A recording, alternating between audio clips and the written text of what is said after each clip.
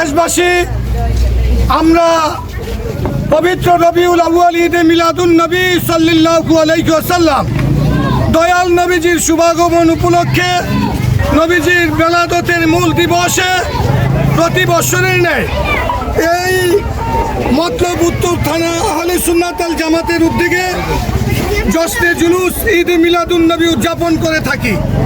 আমাদের মূল লক্ষ্য এবং উদ্দেশ্য, আমার দয়াল নবী রহমাতাল লিল আলামিন রহমতের বার্তা নিয়ে জগতে এসেছেন। আমরা সেই রহমাতাল লিল আলামিনের রহমতের বার্তা পৌঁছে দিতে চাই। আমাদের ভিতরে কাটাকাটি, মারামারি, হানাহানি, রক্তপাত থেকে দেশ এবং জাতিকে যেন মহান আল্লাহ তাআলা এই বাড়ি রবিউল আউয়াল দয়াল নবীজির জুলুসকে, মিলাদুন নবীকে উসিলা করে বন্ধ রাখেন এবং দেশের শান্তি বর্ষণ করেন। প্রাকৃতিক দুর্যোগ দুর্ভোগ থেকে যেন দেশকে হেফাজত রাখেন।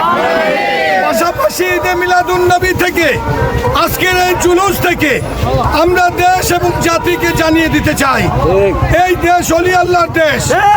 এই দেশে অলি আল্লাহদের মাজারের উপরে নির্যাতন, মাজার ভাঙচুর, এটা সুন্নি সুফি সাধক যারা, এর পক্ষে যারা, এরা কখনো এটা মেনে নিতে পারে না। তীব্র নিন্দা জ্ঞাপন করছি। পাশাপাশি বাংলাদেশ মাযহাব অনুযায়ী দেশ, এই দেশ হানাফি মাযহাবের অনুসারী। এই দেশে একজন ধর্মমূল প্রতিমন্ত্রী কখনো লামজাবি হইতে পারে না। এই লামজাবি মন্ত্রী যদি সংসদে তার কার্যক্রম চালায়, শান্তিপ্রিয় ইসলাম প্রিয় দেশে, ইসলামের ভিতরে, দেশের ভিতরে অরাজকতার সৃষ্টি হবে। প্রতিবাদ জানাচ্ছি।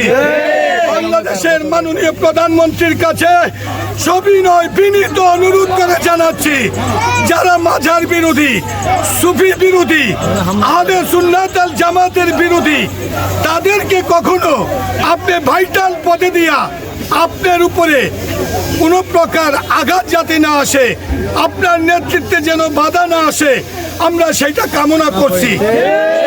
আপনার প্রতি উদাত্ত আহ্বান, আপনার দেশ জাতি এর শান্তি রক্ষার্থে আপনি ঠান্ডা মাথায় সুন্নি ঘরানার আলিম যারা, তাদেরকে নিয়ে পরামর্শ করুন।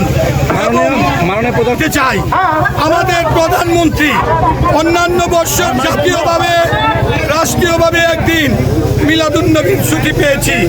এই বছর আমাদের মাননীয় প্রধানমন্ত্রী তারেক রহমানের মাধ্যমে আমরা 2 দিন মিলাদুন নবীর ছুটি পেয়ে উদযাপিত করছি। মিলাদুন নবী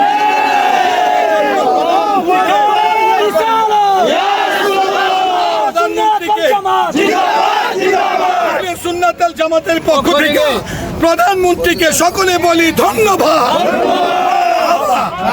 সকলে